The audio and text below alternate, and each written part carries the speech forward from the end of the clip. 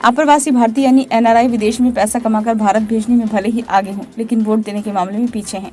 हालांकि 10 वर्षों में वोटर में तब्दील एनआरआई की संख्या में तेजी आई है। इस मामले में केरल सबसे आगे है। एनआरआई वोटरों की संख्या यूपी में भले ही बहुत कम हो, पर पिछले 10 वर्षों में संख्या 244 गुना बढ़ी है। वर्ष 2014 के लोकसभा चुनाव में एनआरआई की तुलना में पिछले लोकसभा चुनाव में वोटरों की संख्या देश भर में अप्रत्याशित रूप से बढ़ी है। 2014 में देश भर में केवल 13,000 एनआरआई वोटर थे, लेकिन महज 8 लोगों ने वोट डाला था। वहीं 2019 में ये संख्या बढ़कर 99,844 हो गई। इनमें से 25,604 लोगों ने वोट डाला।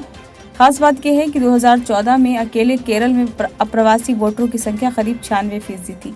शेष 4% में पूरा देश था। यूपी प्रवासी वोटर 2014 में केवल 1 था, जो 2019 में बढ़कर 244 हो गए। रफ्तार के लिहाज से यूपी देश भर में सबसे आगे है। पिछले चुनाव में ये संख्या बढ़कर 244 हो गई।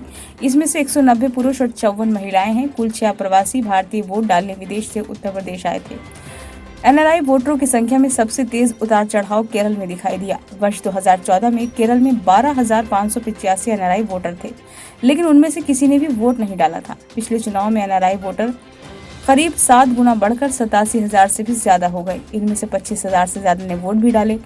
वर्ष 2014 में 17 राज्यों में एनआरआई वोटर थे। इनमें 12,234 पुरुष और 804 महिलाएं थी। ये बात अलग है कि इनमें से केवल 8 लोगों ने ही मताधिकार का इस्तेमाल किया था। दिलचस्प तथ्य ये भी है कि 13,039 कुल एनआरआई वोटरों में से अकेले केरल में 12,585 थे। शेष 454 पूरे भारत से थे। वहीं पिछले लोकसभा चुनाव में 25 राज्यों में एनआरआई वोटर हो गए। कुल संख्या भी 99,844 हो गई। इसमें 87,651 केरल के हैं, लेकिन अन्य राज्यों से एनआरआई वोटर 454 से सीधे 12,000 पार कर गए। ब्यूरो रिपोर्ट, नई दिल्ली।